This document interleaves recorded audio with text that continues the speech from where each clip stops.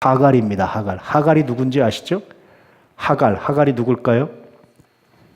하갈이 누굴까요? 하갈은 어느 나라 사람일까요? 하갈의 출신지. 예, 애굽입니다. 애굽. 자, 16장 1절 말씀 시작. 아브라함의 아내 사레는 출산하지 못하였고 그에게 한 여종이 있으니 애굽 사람이요 이름은 하갈이라. 사레 여종이 하갈 하나였을까요? 여러 명이 있어요. 그 중에 왜 특별히 하갈이었을까요? 왜 하갈한테 집중하고 하갈을 이야기했을까요? 하갈 말고도 많았을 텐데 거기다 특별히 하갈은 애굽 여인이었단 말이에요. 본토 여인도 아니었단 말이에요. 근데 이 애굽 여인한테 왜 사라는 이렇게 후한 점수를 주고 자기를 대신해서 출산을 할 수 있도록 그렇게 했을까요? 왜 그랬던 것 같아요? 여러분 한번 크로스컬처라고 하는데요. 비교해 보는 거예요. 똑같은 상황이니까 성경에 기록이 안 돼 있어도. 왜 그랬죠? 사라가 어떤 여자죠? 아주 민첩하고 머리 좋고 눈치도 빠르고 사라가 뭘 좋아하는지도 알고 뭘 싫어하는지도 알고 그걸 우리가 입에 혀처럼 그런 말을 하죠. 옛날 분들 입에 혀처럼 아주 잘하는 사람이었어요. 그래서 그 많은 여종 중에 특별히 많은 여종 중에 사라의 비서가 하갈이었는데 특히 하갈을 택한 거예요. 이 당시는요, 이게 굉장히 상식적입니다. 주인 여자가 아기를 못 낳으면 자기 여종을 통해서 아기를 낳고 그 여종의 아기를 자기 아들이라고 해도 그건 상식적으로 통했어요. 그 당시에. 지금하고는 달라요. 지금하고는. 제가 오늘 저녁에 뉴스를 보니까 미국에서 딸이 이 자궁 경부 이 암인가 이것 때문에 이제 자궁을 다 드러내서 출산을 못하게 됐어요. 아이를 하나인가 둘인가 낳고 그랬더니 엄마하고 나이 차이가 별로 안 나요. 17살인가 18살 차이 나는데 엄마가 딸 대신 인공수정을 해가지고 그래서 아기를 낳겠다고 임신했어요. 딸 대신. 누구 아기죠? 그 아기는? 손자인가 자기 자식인가요? 이거 심각하더라고요. 생각해보니까 손자라고 분, 자기 자식이라고 생각하는 분. 예, 뭐 정답이 없어요. 이게 앞으로 고민해야 될 문제입니다. 어쨌든 그랬어요. 그래서 딸이 거꾸로 자기 남편의 정자니까 그래서 엄마를 통해서 낳았어도 대리모니까 자기 아들이다, 이제 자기 애다 이런 생각을 하는 건데 일종의 이 당시는요 그렇게 안 하고 과학이 발전하지 않았으니까 여종을 남편한테 줘서 그래서 여종이 난 자녀는 자기 자녀. 야곱의 부인들이 라헬과 레아가 그랬던 거죠. 그래서 이거 굉장히 상식적인 얘기예요. 아무도 뭐라고 하거나 아무도 이거 가지고 비판할 수 없는 아주 지극히 상식적인 이야기예요. 그런데 여기에 문제가 있어요. 하나님께서 분명히 아브라함에게 아들을 주신다고 말씀하셨죠. 근데 이것은 아주 상식적이고 지극히 당연하지만 편법입니까? 정도입니까? 편법이에요. 여러분 따라서 신앙에 편법은 없다. 신앙에 편법은 없어요. 신앙의 편법을 사용하려고 하다가 오늘날까지 얼마나 고통스러운지 몰라요. 이스마엘의 자손과 이삭의 자손이 지금까지 싸우고 있는 거예요. 신앙의 편법은 없습니다. 이해되시죠? 신앙은 예, 아니오만 있는 거지 편법이 없어요. 상식을 다 동원하고 다 한다 할지라도 편법은 없습니다. 신앙에. 할렐루야. 깊이 묵상하셔야 돼요. 하갈 사건은 이것을 말하는 거예요. 또 하나 하갈의 애굽 여인이라는 것은 하갈을 언제 데려왔을까요?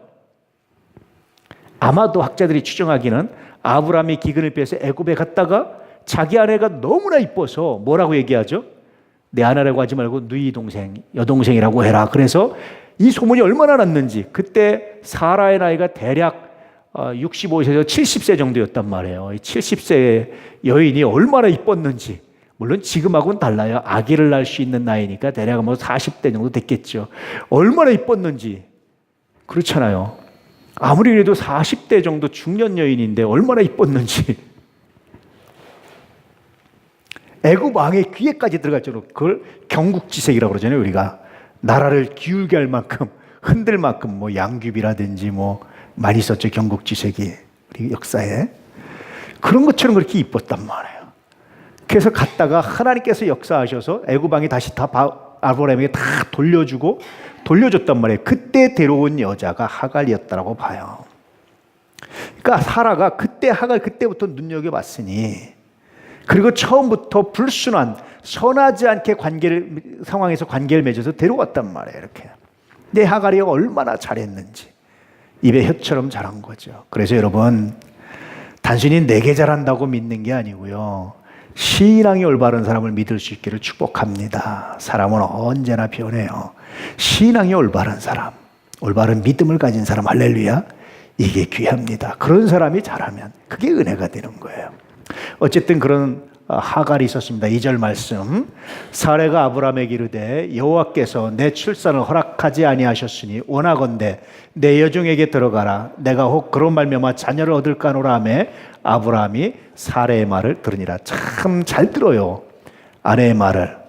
이렇게 들은 것은 사실은 아브라함의 다른 마음보다도 이렇게 해주는 것이 사레에 대한 예의예요. 이 당시에 아브라함이 정말 사라를 사랑하면 사라의 요청을 들어줘서 여종을 통해서라도 아들을 낳아주는 것이 예의였단 말이에요. 그런데 하나님은 분명히 아브라함에게 약속을 하셨지만 이건 편법이죠. 다시 말하지만 신앙은 편법이 있습니까? 없습니까? 없어요, 여러분. 신앙의 편법을 사용하지 않기를 축복합니다. 하나님의 응답에 편법을 사용하지 않기를 축복합니다. 이게 얼마나 엄청난 불행이 됐는지 다시 말씀드리지만 이건 정말 엄청난 불행의 씨앗이었습니다. 자, 그래서 어쨌든 아브라함이 자기도 상식을 지킨 거예요. 하나님의 약속을 아브라함은 이렇게 응용해서 자기 나름대로 해석한 거예요. 하나님의 약속은 자기 나름대로 해석하면 안 돼. 하나님 말씀하신 대로 믿고 순종하는 거지. 할렐루야. 자, 그래서 3절, 아브라함의 아내 사레가 그 여종 애굽 사람 하갈을 데려다가 그 남편 아브라함에게 첩으로 준 때는 아브라함이 가나안 땅에 거주한 지 10년 후였더라. 그러면 몇 살이었습니까? 아브라함이 몇 살에 하란을 출발했죠? 75세. 그럼 이때 당시 아브라함의 나이가 몇 살입니까? 85세였단 말이에요. 자, 그랬습니다. 10년 동안 기다렸어요, 사라가. 하나님의 약속을 믿고. 사라도 충분히 기다릴 만큼 기다렸다 생각되지 않습니까? 그렇죠?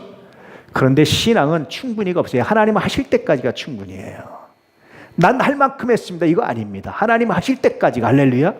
그래서 난 할 만큼 했습니다, 하나님 앞에 그렇게 말하면 넘어지게 돼 있어요. 10년이면 이 10년을 얘기한 거예요. 사라가 할 만큼, 기다릴 만큼 기다렸다는 걸 얘기하는 거예요. 근데 사라의 입장에서는 그렇지만 하나님 보시기엔 옳습니까? 틀립니까? 옳지 않다라는 거예요. 하나님 하실 때까지 내가 기다립니다. 이게 믿음입니다. 할렐루야. 그래서 믿음의 얼굴, 믿음의 모습인데 첫 번째는 인내, 기다림이에요. 믿음은 기다림입니다. 따라서 믿음은 기다림이다. 왜 기다립니까? 믿으니까 기다려요. 못 믿으면 못 기다리는 거예요. 믿으니까 기다리는 거예요. 믿음은 기다림이다. 그런데 기다림이 길면 길수록 하나님의 은혜가 크다. 할렐루야. 성경 그렇게 구조를 가지고 있습니다. 자, 4절, 아브라함이 하갈과 동침하였더니 하갈이 임신하매 그가 자기의 임신함을 알고 그의 여주인을 멸시한지라. 하갈이 왜 그랬을까요? 갑자기 태도가 돌변했어요. 사라가 이럴 줄 알았으면 하갈을 주었겠어요? 다른 종을 구할 수 있었겠죠. 하갈이 왜 그랬을까요? 하갈이 왜 그랬을까요? 왜 그랬을까요, 여러분? 물론 이건 하갈의 아주 간사함도 원인이 돼요. 그런데 하갈의 간사함도 원인이 됐지만 아무리 하갈이 간사해도 누굴 믿고 이렇게 한 거죠? 남편 아브라함을 믿은 거예요. 그러니까 남편 아브라함이 하갈을 단순히 자기 애기 낳아주는 여자, 씨바지 정도로 생각한 게 아니라 정말 인격적으로 존중했다는 걸 보여주는 거예요. 근데 남편의 아브라함의 선한 마음이 하갈한테 어떻게 나타납니까? 악으로 나타나기 시작했어요. 사람은요, 늘 내가 누군가를 선하게 대한다고 항상 선으로 오지 않아요. 난 분명히 선으로 대했어요. 선으로 말했어요. 근데 악으로 돌아올 때가 굉장히 많습니다. 사라도 하갈을 이렇게 한 것이 선함이겠어요? 악이겠어요? 선함으로 했는데 악으로 돌아오는 거예요. 사실은 이게 기본이에요. 악으로 돌아오는 게. 그냥 내가 이렇게 선한데 내가 좋은 마음인데 네가 어떻게 그럴 수가 있어? 라고 말하지 마세요. 그게 기본이다. 할렐루야. 그런데 여러분, 정말 할렐루야는 내가 선함으로 했는데 그가 선함으로 받아주는 건 정말 은혜입니다. 그건 내가 훌륭한 게 아니라 누가 훌륭합니까? 그가 훌륭한 거예요. 그래서 여러분, 선한 뜻을 선함으로 받을 때 당연하지 내가 선한 뜻이었는데 라고 하지 마시고 진심을 내서 고마움을 표현할 수 있기를 축복합니다. 내 선함을 선함으로 받아줘서 고맙습니다. 할렐루야. 대부분의 사람들은 선함을 악함으로 돌릴 때가 많아요. 하갈이 그런 겁니다. 아브라함이 하갈을 그냥 여종의 하나로, 그냥 씨바지로, 그냥 애기만 낳아주는 여자로 생각했다면 어떻게 되겠어요? 심각한 문제가 생기죠.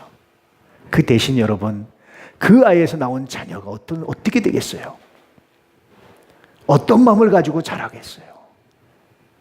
아브라함은 정말 존중한 겁니다. 근데 이 선함이 하갈에게는 악함으로 되돌려 만나는. 그래서 사라를 무시해도, 야, 이 자식 없는 집에 내가 임신을 했으니 이 자식 없는 집에 내가 무엇거리를 깃게 있느냐, 내가 주인 여자와 뭐가 내가 부족하냐, 더 강하다라고 말할 수 있잖아요. 이 오만함이 이제 문제가 되기 시작해요. 그래서 교만은 패망의 손목입니다. 항상 겸손함만이 사는 길이. 할렐루야. 큰 소리 칠 수 있을 때 큰 소리가 아니라 겸손한 것이 사는 길입니다. 큰 소리 치는 그 순간 날아가는 거예요. 하갈, 이 변화는 아브라함과 사라의 선을 악으로 갚아준 정말 마음 아픈 역사입니다. 자, 5절 말씀. 사라가 아브라함에게 이르되 내가 받는 모욕은 당신이 받아야 옳도다. 내가 나의 여종을 당신의 품에 두었거늘 그가 자기의 임신함을 알고 나를 멸시하니 당신과 나 사이에 여호와께서 판단하시기를 원하노라. 어마어마한 얘기를 하는 거예요. 여러분, 왜 서부 영화 보면 결투하죠. 결투 탁 돌아서가지고 탁 서서 결투하고 호 이러잖아요. 이 결투가요, 서양에서는 굉장히 오랜 역사예요. 이 결투의 의미에 뭐가 있냐면 사실은 잘못됐지만 신앙이 담겨져 있어요. 하나님은 선한 분이라 결투하면 실력이 있건 없건, 총 잘 쏘는 실력이 있건 없건 선한 사람의 편을 드시고 반드시 선한 사람이 승리하게 하시고 악인을 죽는다. 그래서 우리 사이에 결투하자 이런 얘기는 판단을 하나님께 맡기자 이런 뜻이었어요. 서양에서는. 이건 굉장히 잘못됐죠. 그렇죠? 하나님을 굉장히 오해한 겁니다. 그래서 하나님을 오해한 것의 결과가 서양식 결투예요. 사라도 마치 그러는 거예요. 당신과 나 사이에 하나님께서 판단하실 거다. 이 말은 뭡니까? 따져보자. 왜 하갈이 이랬는지 조용히 따져볼 문제잖아요. 여보, 아브라함 이리 와봐. 하갈이 왜 이렇게 변했지? 조용히 따지고 조용히 생각해서 그러면 이 잘못된 이걸 고쳐주자. 우리 아이를 가졌으니 이 아이를 생각해서 고쳐주자. 이렇게 말했으면 얼마나 좋아요. 그럼 아마 인류의 불행이 싹트지 않았을 거예요. 이걸 하나님 또다시 선용하였을 거예요. 그런데 사라는 그렇게 못했어요. 화가 나가지고 하나님과 나 사이에 당신 사이에 판단하기를 원한다. 누가 선한지 누가 잘못한 건지. 이 말을 들으니까 아브라함이 어떻게 됐어요? 이거는 서로 대화할 문제가 아니다. 이런 생각이 됐죠. 여러분, 항상요, 하나님께서 하신다 이 말하기 전에, 그렇게 넘기기 전에 한번 따져보자. 무엇이 잘못됐는지. 돌이킬 거 돌이키자. 회개할 거 회개하자. 이런 절차를 중히 여기기를 축복합니다. 이거는 절차를 다 생략한 거예요. 서양의 결투가요, 절차 다 생략한 거예요. 서구의 서양의 신화 같은 데서 문학작품에서 많이 나타나는 게 결투예요. 굉장히 잘못한 놈이 먹긴 놈이 썩낸다고 결투를 요청하는 거예요. 우리 사이의 판단은 신께 결투하자. 뭐 이렇게. 서양의 오랜 문화입니다. 그래서 결투 문화는 그렇게 좋은 문화는 아니다라는 거죠. 어쨌든 하나님을 오해한 문화인데요. 사라가 이렇게 말하지 않고 따져봤다면 어떻게 됐을까? 그럼 하갈을 바로잡고 집안을 바로 세우고 거기서 난 자녀가 더 건강한 관계를 맺고 자랄 수 있는 정말 좋은 게 아니었을까? 교회들도 그래요. 기독교인들이 가장 속으로 많이 하는 생각이 뭐죠? 하나님이 하시오. 그럼 더 이상 대화 안 하는 거예요. 끝난 거예요. 실제로 판단은 하나님이 거꾸로 하시죠. 내 생각과. 근데 하나님이 하시오. 이 말하면 대화 안 하겠다는 뜻이에요. 그러지 마시고 우리 어디서 문제가 있는지 차근차근 이야기해보고 고칠 거 고쳐보자. 이게 굉장히 중요한 자세입니다. 할렐루야. 아쉽게도 사라에게 이런 지혜가 부족했던 것이 아쉽죠. 자, 어쨌든 6절. 아브라함이 사라에게 이르되 당신의 여종은 당신의 수중의 신이 당신의 눈에 좋을 대로 그에게 행하라 하며 사라가 하갈을 학대하였더니 하갈이 사라 앞에서 도망하였더라. 아브라함이 또 이렇게 말했어요. 아브라함이 어떻게 말해야 됩니까? 여보 사라, 염려하지 마시오. 내가 하갈을 타일러서 당신을 존중하게 할 테니 염려하지 마시오. 이렇게 말했으면 얼마나 좋았을까. 근데 아브라함이 어떻게 말합니까? 당신 여종이잖아. 알아서 해. 그럼 나가버리면 무책임하게. 무책임함의 극치잖아요. 이 믿음의 조상들 이런 삶의 지혜는 참 좀 부족하지 않았을까 그런 생각입니다. 어쨌든 나중에 제가 하나님의 선용하심에 대해서 이야기하려는 거예요. 그래서 아브라함의 의로움은 아브라함 자체가 인격적으로 완전하고 의로워서가 아니라 믿음으로 의롭다 된 거예요. 아브라함 자체가 선하고 완벽한 의인이 아니라 믿음으로밖에 의롭게 될 수 없는 인간의 약함을 드러내고 있는 겁니다. 믿음의 조상 아브라함도 믿음으로 의롭다 됐지 자신의 선행으로 의롭다 받았지 못했다라는 것을 증명해 주는 거예요. 만약에 여러분 같으면 어떡하겠어요? 그렇소 여보 사라 미안하오. 내가 하갈을 단속하리다. 하갈을 보면서 아주 따끔하게 단치면서 네 주인한테 그렇게 네 주인을 무시하면 너 안 된다. 따끔하게 단치고 그래서 하갈이 난 자녀를 다시 아들로 받아들이고 했다면 얼마나 좋았겠어요. 근데 이런 과정이 생략돼서 아브라함도 사라도 이게 굉장히 큰 아픔이었다는 거예요. 다시 말하지만 여러분 하나님이 하셔. 이 말은 정말 조심해서 할 수 있기를 축복합니다. 할렐루야. 하나님만이 하시는 거지 이런 말 하지 마세요. 물론 할 수 있지만 조심해서. 그건 최후의 한마디입니다. 가능하면 따지고 돌아보고 대화하고 소통하고 고칠 거 고치고 회개할 거 회개하고 서로 풀 거 풀고 할렐루야. 이런 과정을 사랑할 수 있는 우리 도난 가족들이 될 수 있기를 축복합니다. 아멘. 자, 7절 말씀. 여호와의 사자가 광야 샘물 곁 곧 술길 샘 곁에서 그를 만나. 7절에 하나님의 사자가 누굴 만난 겁니까? 하갈을 만나세요. 자, 앞에 보니까 하나님과 당신과 나 사이 여호와께서 판단하시길 원한다. 그래서 아브람도 무서우니까 네가 맘대로 해니까 사라가 쫓아내 버렸어요. 그런데 여러분 하나님은 어떻게 하셨어요? 비록 사라와 아브라함이 편법을 사용했지만 생명의 주관자는 누굽니까? 하나님이신 거예요. 이스마엘이라는 생명을 주신 분이 누구예요? 하나님이세요. 하나님은 생명을 아끼셔서 다시 하나님의 사자가 샘물 곁 곧 술길 샘 곁에서 하갈을 만나줘요. 하갈을 찾아가 줍니다. 그래서 이렇게 말합니다. 8절에 이르되 사라의 여종 하갈아 내가 어디서 왔으며 어디로 가느냐? 그가 이르되 나는 내 주인 사라를 피하여 도망하나이다. 하나님이 하갈을 부르는 게 참 재밌죠. 하갈아. 그걸 인격적으로 부르는 게 아니라 누구의 여종? 사라의 여종 하갈아. 이건 하갈에 대한 책망입니다. 사라의 여종 하갈아. 네가 아무리 아들을 낳아도 너는 주인이 아니라 사라의 여종이다라는 그런 하나님의 규정이기도 해요. 하나님의 말씀이기도 합니다. 어쨌든 사라를 이렇게 책망하면서 어디로 가느냐? 그러니까 내 여주인 사라를 피해 도망합니다. 이렇게 말하죠. 자, 9절에 하나님 시작. 여호와의 사자가 그에게 이르되 내 여주인에게로 돌아가서 그 수하에 복종하라. 결국은 여러분 인간적인 생각을 하면 어떻게 해야 돼요? 도망가는 게 당연한 거죠. 근데 하나님은 아니에요. 다시 돌아가. 너는 내가 아무리 임신을 했어도 내가 너한테 자녀를 주었다 할지라도 너는 내 여주인에게 가서 뭐죠?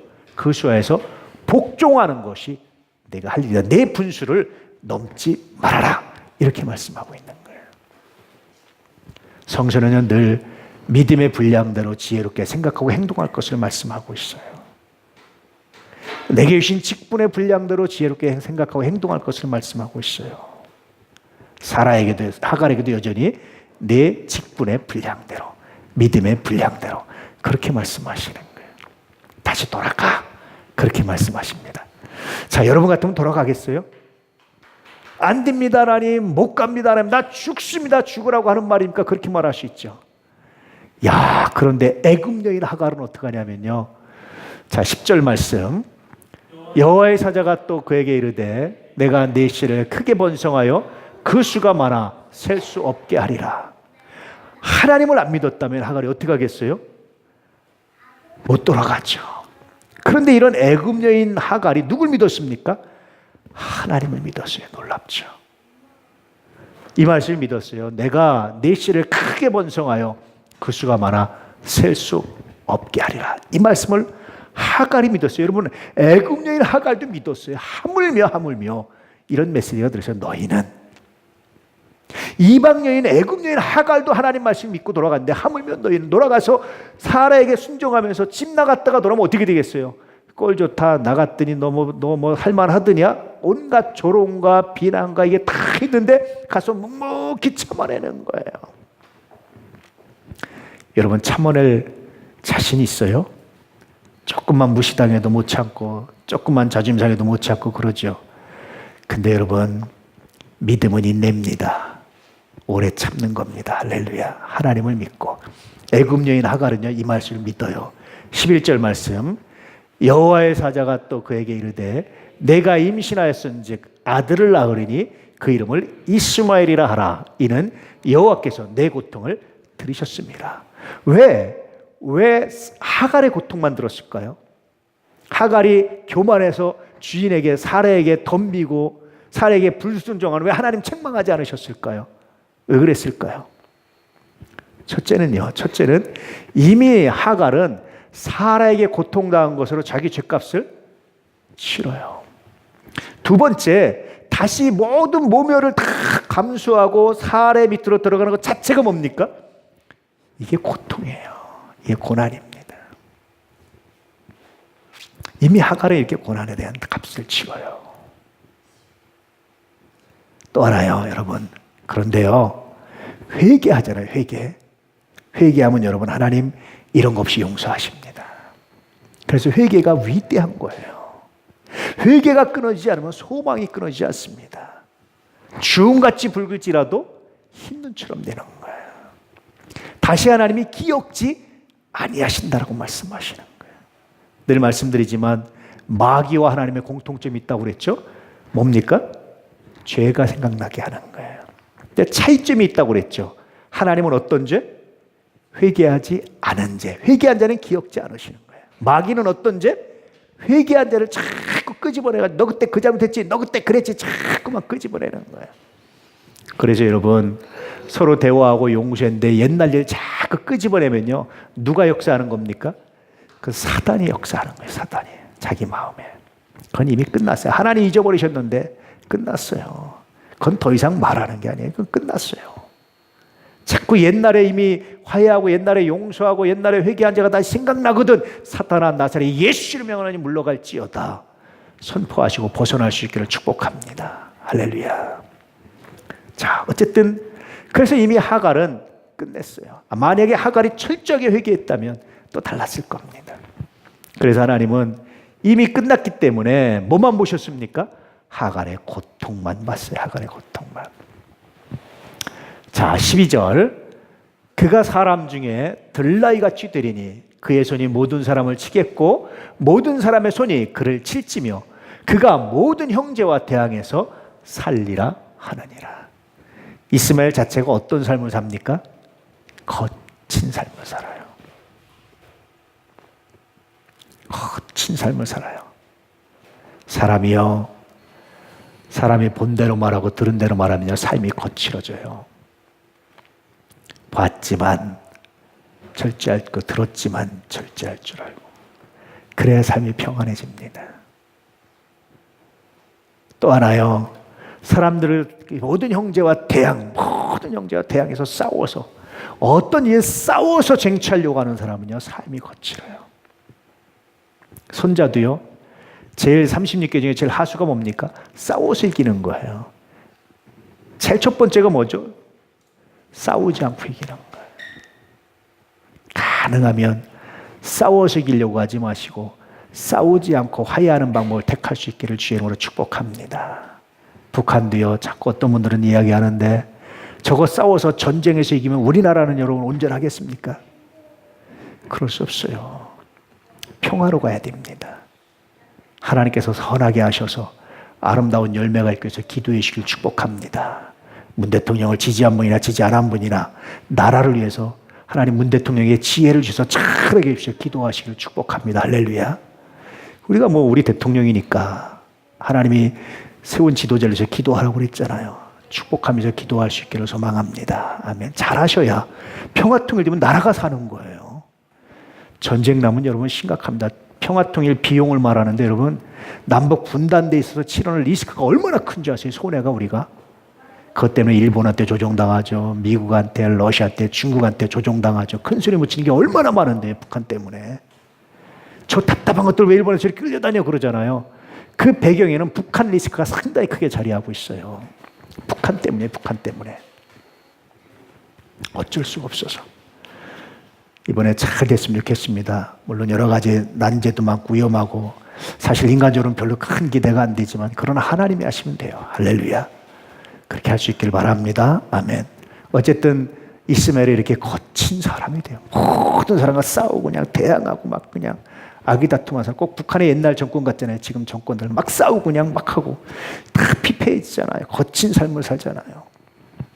그러지 않길 바랍니다. 자, 13절. 하갈이 자기에게 이르신 여호와의 이름을 나를 살피시는 하나님이라 하였으니 이는 내가 어떻게 여기서 나를 살피신 하나님을 배웠는고 함이라. 또 하나 하갈의 대단함이 뭡니까? 하나님의 음성을 들었어요. 하나님의 뜻을 알았어요. 돌아가라 그래도 하나님이 하나님 맞습니까? 하나님 음성 맞습니까? 그럴 수 있잖아요. 근데 하갈은 이방인인데 하나님의 음성과 뜻을 들었어요. 사실은 이런 지혜와 믿음이 있었기 때문에 사례가 하갈을 택한 거예요. 이 아이라면, 이 믿음이라면, 이런 지혜라면 내 남편 아이를 낳아서 우리 집안을 멋지게. 유대인들은 남편과 아내 중에 아내가 유대인이고 남편이 이방인이면 그 자녀는 이방인 취급을 해요. 유대인이고 남편이 이방인이면 그 자녀는 유대인 취급을 해요. 근데 거꾸로 남편이 유대인이고 아내가 이방인이면 그 자녀는 이방인 취급합니다. 왜냐하면 아이는 누구에 따라서 엄마의 영향을 받는다는 거예요. 그러니 여러분 사라가 애굽 여인 하갈을 통해서 자기 남편의 자녀를 낳기 원했다는 것은 하갈이 어땠다는 거예요? 신앙으로도 부족함이 없었다. 그래서 하갈이 하나님의 음성을 들어요. 만약 그렇지 않으면 하나님의 음성 못 듣고 순종 못합니다. 그런데 이런 신앙이라고 해서 인격도 선해지면 좋은데 인격도 고매해지면 좋은데 인격은 신앙을 못 따라갔어요. 재밌죠? 이 불균형인들 우리를 아프게 하죠. 이 불균이 우리한테도 있잖아요. 우리의 신앙만큼 우리의 인격이 갖춘다면 얼마나 좋겠습니까? 그렇죠? 그래서 여러분 하나님의 은혜가 필요해요. 우리는 날마다 예수 그리스도의 보혈이 필요하고 회개가 필요하고 하나님의 선용하심이 필요하고 은혜 아니면 살아갈 수가 없네. 고백이 필요합니다. 아멘. 어쨌든 그렇습니다. 자, 14절.